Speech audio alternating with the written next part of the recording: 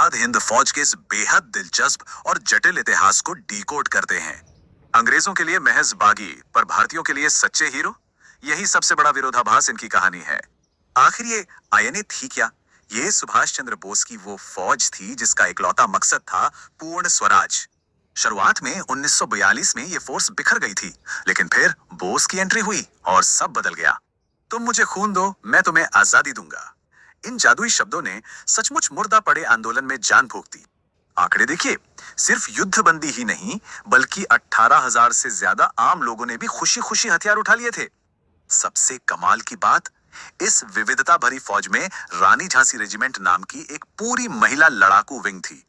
इनका master plan बहुत सीधा था, जापानी सेना के साथ मिलकर मणिपुर के रास्ते भारत में घुसना और क्रांति लाना। लेकिन असल दिक्कत 1944 में आई।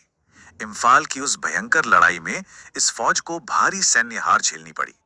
भयंकर कुपोषण, रसद की भारी कमी और ऊपर से जानलेवा मॉनसून, इनकी वापसी सच में बेहद दर्दनाक थी। और आखिरकार 1945 में जापान के सरेंडर करते ही अंग्रेजों ने करीब 16,000 आईएनए सैनिकों को बंदी बना लिया। इसके बाद क्या हुआ? अंग्रेजों ने लाल किले में इन पकड़े गए अधिकारियों पर सरेआम मुकदमा चलाने का फैसला किया।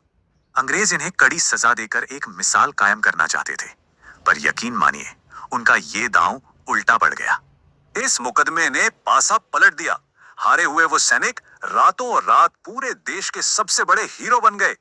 इस दौरान गजब की एकता दिखी। इन सैनिकों के समर्थन में हिंदू, मुस्लिम और सिख सब एक साथ आ गए। जनता का गुस्सा और विद्रोह इतना भयंकर था कि अंग्रेजों को मजबूरन 11,000 सैनिकों को रिहा करना पड़ा। इस देशभक्ति की लहर ने सीधा ब्रिटिश भारतीय नौसेना के भीतर ही एक बहुत बड़े विद्रोह की आग भड़का दी। गांधी जी ने भी माना कि ब्रिटिश भारतीय सेना की वफादारी आईएनए की इस विरासत से हमेशा के लिए टूट गई। इतिहास की सबसे बड़ी विडंबना यही है, आईएनए ने अपनी लड़ाई जरूर हारी, लेकिन असली युद्ध उन्होंने ही जीता। तो सोचिए, क्या एक हारी हुई फौज ने ही सच में ब्रिटिश राज के ताबूत में आखिरी कील ठोंकी थी?